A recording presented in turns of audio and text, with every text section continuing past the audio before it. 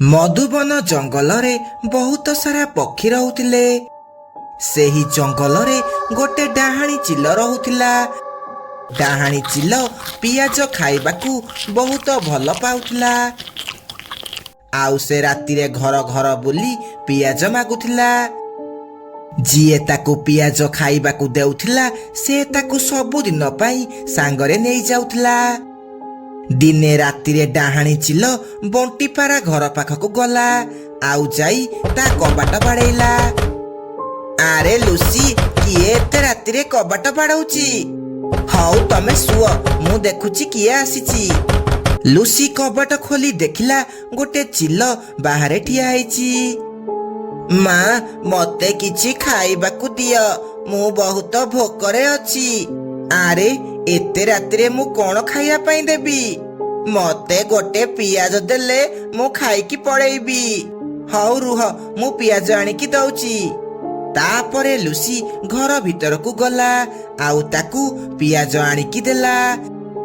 ସେ ତାକୁ ଯେମିତି ପିଆଜ ଦେଇଛି ସେ ଡାହାଣୀ ନିଜ ଅସଲ ରୂପକୁ ଆସିଲା ହେରି ଆଉ ତାକୁ ବଶ କରି ନିଜ ପଛେ ପଛେ ନେଇକି ଯିବାକୁ ଲାଗିଲା। ତା ପରଦିନ ସକାଳୁ ବଣ୍ଟିପାରା ଦେଖିଲା ଲୁସି ଘରେ ନାହିଁ। ତାପରେ ସେ ତାକୁ ଜଙ୍ଗଲ ସାରା ଖୋଜିବାକୁ ଲାଗିଲା, କିନ୍ତୁ ତାକୁ କୋଉଠି ବି ପାଇଲା ନାହିଁ। ଶେଷକୁ ସେ ନିରାଶ ହେଇ ପୋଲିସ ପାଖକୁ ଗଲା। ପୋଲିସ ବାବୁ, ମୋ ସ୍ତ୍ରୀ ଲୁସି କାଲି ରାତିରୁ ଘରେ ନାହିଁ। ମତେ ମୋ ସ୍ତ୍ରୀକୁ ଖୋଜିବାରେ ସାହାଯ୍ୟ କର। କାଲି ରାତିରେ କଣ ହେଇଥିଲା ମତେ ଭଲ ଭାବରେ କହ। ପୋଲିସ ବାବୁ, କାଲି ରାତିରେ କେହି ଜଣେ ଆମ କବାଟ ବାଡ଼େଇଲା। ତାପରେ ଲୁସି ଦେଖିବାକୁ ଗଲା କିଏ ଡାକୁଛି। ମୁଁ ସେତିକି ବେଳେ ଶୋଇ ପଡ଼ିଥିଲି। ତାପରେ ମୁଁ ସକାଳୁ ଉଠି ଦେଖିଲି ଲୁସି ଘରେ ନାହିଁ। ସବୁଆଡେ ଲୁସିକୁ ଖୋଜିଲି, କିନ୍ତୁ ଲୁସି କୋଉଠି ବି ମିଳିଲାନି। ହଉ ତୁ ଚିନ୍ତା କରେନି, ମୁଁ ତୋ ସ୍ତ୍ରୀକୁ ଯେମିତି ହେଲେ ଖୋଜିଦେବି। ତାପରେ ପୋଲିସ ଜଙ୍ଗଲ ଭିତରକୁ ଯାଇ ସମସ୍ତଙ୍କୁ ସତର୍କ କରେଇଲା। ଶୁଣ, ଗାଁରେ କେହି ବି ଅଜଣା ପକ୍ଷୀ ଦେଖିଲେ ତାକୁ କିଛି ବି ଖାଇବାକୁ ଦବ ନାହିଁ କି ତା କଥା କେହି ଶୁଣିବ ନାହିଁ। ପୋଲିସ ଏସବୁ କହିଲା ବେଳେ ଡାହାଣୀ ଚିଲ ଗୋଟେ ଗଛ ଉପରେ ବସି ସବୁ କଥା ଶୁଣୁଥିଲା। ସେ ମନେ ମନେ ଭାବିଲା, ମୁଁ ଯଦି ଚିଲ ରୂପରେ ଗାଁକୁ ଯିବି ମତେ କେହି ବି ପିଆଜ ଦେବେ ନାହିଁ। ନା, ମତେ କିଛି ନୂଆ ଉପାୟ ଭାବିବାକୁ ପଡିବ। ତା ପରଦିନ ରାତିରେ ଡାହାଣୀ ଚିଲ ଲୁସିକୁ କହିଲା, ତୁ ଆଜିଠାରୁ ମୋର ଚାକର ଆଉ ମୁଁ ତୋ ମାଲିକ। ମୁଁ ତତେ ଯାହା କହିବି ତୁ ମୋ ପାଇଁ ସେଇ କାମ କରିବୁ। ଆଜ୍ଞା ମାଲିକ। ତୁ ଆଜି ରାତିରେ ଗାଁକୁ ଯାଇ ମିଟୁ ଘର କବାଟ ବାଡ଼େଇବୁ। ଯିଏ କବାଟ ଖୋଲିବ ତାକୁ ଖାଇବା ପାଇଁ ପିଆଜ ମାଗିବୁ। ଯିଏ ପିଆଜ ଦବ ପିଆଜ ସହ ତାକୁ ବି ସାଙ୍ଗରେ ନେଇ ମୋ ପାଖକୁ ଆସିବୁ। ରାତିରେ ଲୁସି ମିଟୁ ଘର ପାଖକୁ ଯିବାକୁ ଲାଗେ।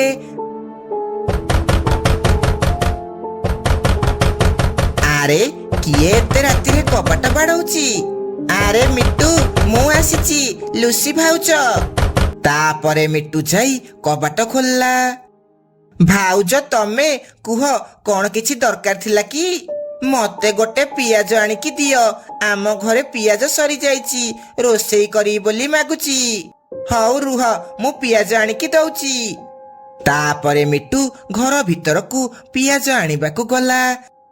ଆଉ ସେ ଯେମିତି ପିଆଜ ଆଣି ତା ହାତକୁ ଦେଇଛି, ଲୁସି ଗୋଟିଏ ଭୟଙ୍କର ଡାହାଣୀ ହେଇଯାଏ। ଆରେ ଲୁସି ଭାଉଜ, ତମେ କୁଆଡେ ଗଲ? ଆଉ ତୁ କିଏ? ମୁଁ ଲୁସି ନୁହେଁ, ମୁଁ ହେଉଛି ଡାହାଣୀ ଲୁସି। ମତେ ମୋ ମାଲିକ ପଠେଇଛି। ମୁଁ ଏବେ ପିଆଜ ସହ ତତେ ବି ସାଥିରେ ନେଇକି ଯିବି। ଏହା କହି ଲୁସି ମିଟୁକୁ ବଶ କରି ତା ସାଙ୍ଗରେ ନେଇକି ଗଲା। ଏସବୁ ହେଉଥିଲା ବେଳେ ମିଟୁର ସ୍ତ୍ରୀ ପିଙ୍କି ଘର ଭିତରେ ଲୁଚିକି ଦେଖୁଥିଲା।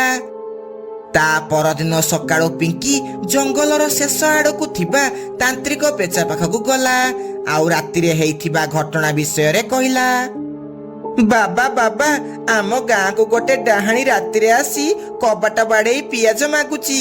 ଆଉ ଯିଏ ତାକୁ ପିଆଜ ଦଉଛି ତାକୁ ସେ ସାଙ୍ଗରେ ନେଇଯାଉଛି। ତୁ ଚିନ୍ତା କରେନି, ମୁଁ ସେ ଡାହାଣୀକୁ ଉଚିତ ଶିକ୍ଷା ଦେବି। ଚାଲେ ଆମେ ଏବେ କାଳୁ କାଉ ଘରକୁ ଯିବା, କାହିଁକି ନା ଆଜି ସେ ରାତିରେ ମିଟୁକୁ ଯେମିତି ହେଲେ କାଳୁ କାଉ ଘରକୁ ପଠେଇବ। ତାପରେ ତାନ୍ତ୍ରିକ ପେଚା ପିଙ୍କିକୁ ନେଇ କାଳୁ କାଉ ଘରକୁ ଗଲା ଆଉ ତାକୁ ସବୁ କଥା କହିଲା। ରାତିରେ ମିଟୁ କାଳୁ ଘର ପାଖକୁ ଆସିଲା ଆଉ ତା କବାଟ ବାଡେଇଲା। କାଳୁ କାଳୁ କବାଟ ଖୋଲେ, ମୁଁ ତ ସାଙ୍ଗ ମିଟୁ, ମତେ ବହୁତ ଜୋରେ ଭୋକ ଲାଗୁଛି, ଘରେ ଯଦି ଗୋଟେ ପିଆଜ ଅଛି ତାହେଲେ ମତେ ଆଣିକି ଦେ। ରାନୀ ତୁ ପିଆଜ ନେଇକି ଯା, ତାକୁ ଦେବୁ, ସେ ତତେ ସାଙ୍ଗରେ ନେଇକି ଗଲା ବେଳେ ଆମେ ସମସ୍ତେ ଲୁଚି ଲୁଚି ତୋ ପଛରେ ଯିବୁ। ହଉ ଠିକ ଅଛି। ଏହା କହି ରାନୀ ପିଆଜ ନେଇ ବାହାରକୁ ଗଲା ଆଉ ସେ ତାକୁ ଯେମିତି ପିଆଜ ଦେଇଛି ସେ ତାକୁ ବଶୀଭୂତ କରିଦେଲା ଆଉ ତାକୁ ସାଙ୍ଗରେ ନେଇକି ଗଲା। ଚାଲ ଆମେ ତାର ପିଛା କରିବା, ସେ ରାନୀକୁ ନେଇ କୁଆଡେ ଯାଉଛି। ତାପରେ ସେମାନେ ମିଟୁର ପିଛା କରିବାକୁ ଲାଗିଲେ। ପିଛା କରି କରି ସେ ଡାହାଣୀର ଗୁମ୍ଫା ଭିତରେ ପହଞ୍ଚି ଗଲେ। ଆରେ ତମେ ମାନେ ସବୁ ଏଠାକୁ କେମିତି ଆସିଲ?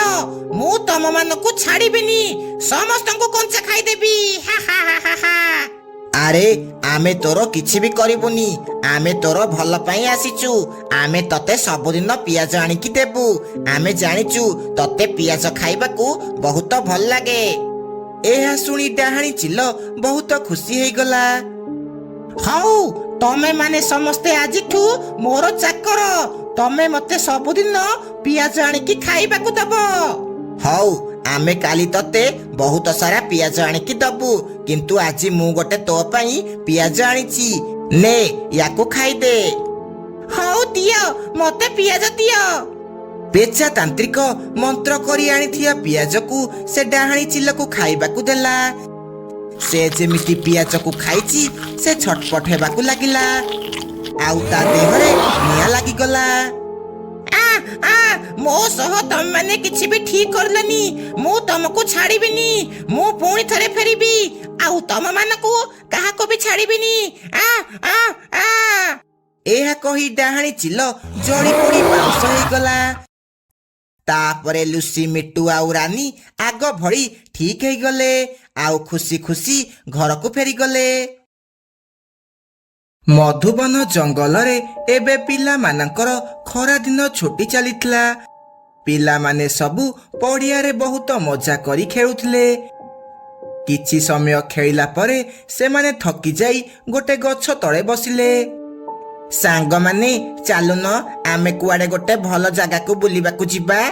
ହଁ ଆମର ଏବେ ଛୁଟି ଅଛି, ଏଇଟା ଠିକ ସମୟ ବୁଲିବାର। ଚାଲୁନ ଆଜି ଆମେ ସନ୍ଧ୍ୟାବେଳେ ଆମ ଜଙ୍ଗଲର ଶେଷ ଭାଗରେ ଯୋଉ ଫୁଲ ବଗିଚା ଅଛି ସେଠାକୁ ବୁଲିବାକୁ ଯିବା। ଆରେ ମୂର୍ଖ, ତୁ କଣ ଜାଣିନୁ ସେ ଫୁଲ ବଗିଚା ପାଖରେ ଗୋଟେ ପୁରୁଣା ଘର ଅଛି ଆଉ ସେଠି ଗୋଟେ ଡାହାଣୀ ରହୁଛି, ସେଠାକୁ କଣ ମରିବାକୁ ଯିବୁ? ଆରେ ଭୂତ ଭୂତ ଆଉ କଣ ଏ ଦୁନିଆରେ ଅଛନ୍ତି? ମତେ ଲାଗୁଛି ସେ ଘର ଭିତରେ ବହୁତ ଧନରତ୍ନ ଅଛି, ସେଥିପାଇଁ କାଳେ ତାକୁ କିଏ ଚୋରେଇକି ନେଇଯିବ, ସେଥିପାଇଁ ସମସ୍ତେ ମିଛରେ ସେଠି ଭୂତ ଅଛି ବୋଲି କହୁଛନ୍ତି। ତୁ ଯାହା କହୁଛୁ ମତେ ବି ସେୟା ଲାଗୁଛି। ଚାଲୁନ ଆଜି ଆମେ ସେ ଘର ଭିତରକୁ ଯିବା ଆଉ ଦେଖିବା ତା ଭିତରେ କଣ ଅଛି। ଆରେ ତୁ ପା ନିଜେ କହୁଥିଲୁ ତା ଭିତରେ ଡାହାଣୀ ରହୁଛି ବୋଲି, ଆଉ ତୁ ପୁଣି କହୁଛୁ ଯିବାକୁ। ନା ନା ମୁଁ ଯିବିନି। ଆରେ ମାନୁ ଡରକୁରା, ତୋର କିଛି ବି ହେବନି, ଚାଲେ ଆମେ ଆଜି ସେଠାକୁ ବୁଲିବାକୁ ଯିବା। ହଉ ତମେ ସମସ୍ତେ ଖାଇ ପିଇକି ସନ୍ଧ୍ୟା ବେଳେ ଏଇ ଜାଗାକୁ ଆସ, ଆମେ ସମସ୍ତେ ମିଶିକି ତାପରେ ସେଠାକୁ ଯିବା। ଏହା କହି ସମସ୍ତେ ନିଜ ନିଜ ଘରକୁ ଚାଲି ଯାଆନ୍ତି। ଆରେ ପୁଅ, ତୋର ଖେଳ ସରିଲା? ହଁ ମା, ଆମେ ସନ୍ଧ୍ୟା ବେଳେ ଜଙ୍ଗଲର ଶେଷ ଆଡକୁ ଯୋଉ ଫୁଲ ବଗିଚା ଅଛି ସେଠାକୁ ବୁଲିବାକୁ ଯିବୁ। କଣ? ସେଠିକି ତମେ କଣ ପାଇଁ ଯିବ? ସେ ଜାଗା ଜମାରୁ ଭଲ ନୁହଁ। ନାଇଁ ମା, ଆମର ଏବେ ସ୍କୁଲ ଛୁଟି ଅଛି, ତମେ ମତେ ବୁଲିବାକୁ ଦିଅ। ସେଠିକି ବୁଲିବାକୁ ଯା ଯେ, କିନ୍ତୁ ସେ ପାଖରେ ଯୋଉ ପୁରୁଣା ଘର ଅଛି ସେଠାକୁ ଯିବୁନି। ନା ମା, ଆମେ ସେଠାକୁ ଯିବୁନି। ହଉ ଖାଇବା ବାଢିଛି, ଆସେ ଖାଇବୁ। ମାନୁ ତା ମାକୁ ମିଛ କଥା କହିଲା। ସେମାନେ ଫୁଲ ବଗିଚା ନୁହଁ ସେ ପୁରୁଣା ଘରକୁ ଯିବେ ବୋଲି କଥା ହେଇଛନ୍ତି। ତାପରେ ମାନୁ ଖାଇବା ଖାଏ ଆଉ ସନ୍ଧ୍ୟା ଯେମିତି ହୁଏ ମାନୁ ସେ ଗଛ ପାଖକୁ ଯିବାକୁ ଲାଗେ। ତାପରେ ସମସ୍ତେ ମିଶି ସେଇଠି ଜମା ହୁଅନ୍ତି। ସାଙ୍ଗମାନେ ଆଉ ଥରେ ଚିନ୍ତା କର, ଆମେ ସେଠାକୁ ଯିବାନି, କାଳେ କିଛି ଅସୁବିଧା ହେଇଯିବ। ଆରେ ମାନୁ, ତୁ ପୁଣି ପାଗଳ ଭଳି କଥା କହୁଛୁ। ଚାଲ ଚାଲ, ଡେରି ହେଇଯିବ, ଯିବା। ଏହା କହି ସେମାନେ ସମସ୍ତେ ପୁରୁଣା ଘର ପାଖକୁ ଯିବାକୁ ଲାଗନ୍ତି। ମାନୁ ବହୁତ ଡରୁଥାଏ। କିଛି ସମୟ ପରେ ସେମାନେ ସେହି ପୁରୁଣା ଘର ପାଖରେ ପହଞ୍ଚି ଯାଆନ୍ତି। ତାହେଲେ ଏଇଟା ସେଇ ଘର। ହଁ ସାଙ୍ଗମାନେ, ଚାଲ ଘର ଭିତରକୁ ଯିବା। ଟିକି ଏତିକି କହିଛି ସେ ଘର କବାଟ ଆପେ ଆପେ ଖୋଲିଗଲା। ହେ ବୋଉ, ଏ କବାଟ କଣ ଆପେ ଆପେ ଖୋଲିଗଲା? ମତେ ବହୁତ ଡର ଲାଗିଲାଣି। ଆରେ ବୋକା ମାନୁ, ଏଇଟା ସମସ୍ତଙ୍କୁ ଡରିବା ପାଇଁ ହେଇଥିବ। ଏଇଟା ଦେଖିଲେ ସମସ୍ତେ ଆଉ ଡରିକି ଭିତରକୁ ଯିବେନି। ହଁ ଜଗୁ, ତୁ ଠିକ କହୁଛୁ। ତାପରେ ସମସ୍ତେ ଘର ଭିତରକୁ ଗଲେ। ସେ ଘର ଭିତର ବହୁତ ଅନ୍ଧାର ଥିଲା, ଆଉ ତା ଭିତରେ ବହୁତ ପୁରୁଣା କାଳର ଜିନିଷ ଥିଲା। ସେତିକି ବେଳେ ଜଗୁର ନଜର ଗୋଟେ ପୁରୁଣା ଆଇନା ଉପରେ ପଡ଼ିଲା। ଆରେ ସାଙ୍ଗମାନେ, ଏ ଆଇନାକୁ ଦେଖ, କେତେ ସୁନ୍ଦର ହେଇଛି। ହଁ, ଏଇଟା ବହୁତ ପୁରୁଣା କାଳର ଆଇନା। ଜଗୁ ଯାଇ ସେ ଆଇନାକୁ ହାତ ମାରିକି ଦେଖିଲା। ସେତିକି ବେଳେ ହଠାତ୍ ସେ ଘର କବାଟ ବନ୍ଦ ହେଇଗଲା, ଆଉ ଭୟଙ୍କର ଭୟଙ୍କର ଶବ୍ଦ ହେବାକୁ ଲାଗିଲା। ଆରେ ଇଏ ସବୁ କଣ ହେଉଛି? ଏମିତି ଭୟଙ୍କର ଶବ୍ଦ କୁଆଡୁ ଆସୁଛି? ମୁଁ ମନା କରିଥିଲି ଆମେ ୟା ଭିତରକୁ ଆସିବାନି ବୋଲି। ତମେ ମୋ କଥା କେହି ବି ଶୁଣିଲନି। ତମେ ମାନେ ବ୍ୟସ୍ତ ହୁଅନି, କିଛି ବି ହେବନି ଆମର। ସେତିକି ବେଳେ ସେ ଆଇନା ଭିତରେ ଗୋଟେ ଡାହାଣୀ ପ୍ରକଟ ହେଲା।